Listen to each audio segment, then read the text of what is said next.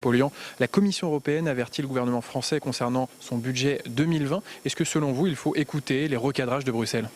Écoutez, je crois que la Commission européenne est peut-être inquiète, mais il faudrait plutôt qu'elle s'inquiète de la situation sociale des populations en Europe. Il faudrait plutôt qu'elle s'inquiète de la situation de notre continent au regard de la dégradation de notre environnement, du réchauffement climatique.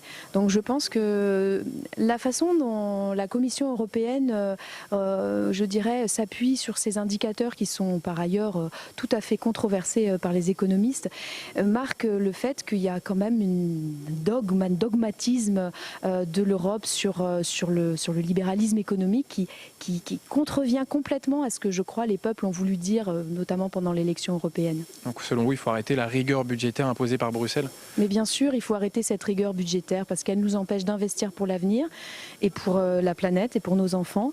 Et elle nous empêche aussi, je dirais, d'investir dans nos services publics et de mettre enfin en place un système plus juste au niveau social. Donc concrètement, qu'est-ce qu'on fait ? On ne respecte pas les règles européennes, voilà, on leur dit franchement à Bruxelles ? Écoutez, il y avait plusieurs tentatives qui ont été faites pour reconstruire ces indicateurs de manière un petit peu plus juste.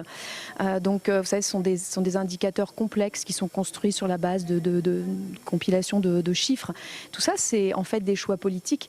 Donc, quand on choisit de construire les budgets sur ce type d'indicateurs-là, on fait un choix politique. C'est le choix de l'austérité, de la rigueur budgétaire, au mépris des besoins des peuples et au mépris des besoins de notre planète. Mais quand on regarde la situation de la France, on est quasiment à une dette qui atteint 100% de notre richesse nationale, un déficit qui est toujours hors des clous européens, un trou de la sécurité sociale qui continue à se creuser. Il y a quand même un problème. Écoutez, le problème du trou de la sécurité sociale, c'est quand même qu'on finance aujourd'hui les baisses d'impôts pour les gens modestes par la diminution des prestations sociales pour les gens en grande difficulté.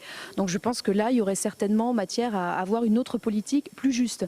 Il faudrait qu'on puisse intervenir davantage et frapper davantage les plus hauts revenus, les très très riches, et évidemment aussi donc rééquilibrer le système de cette manière-là.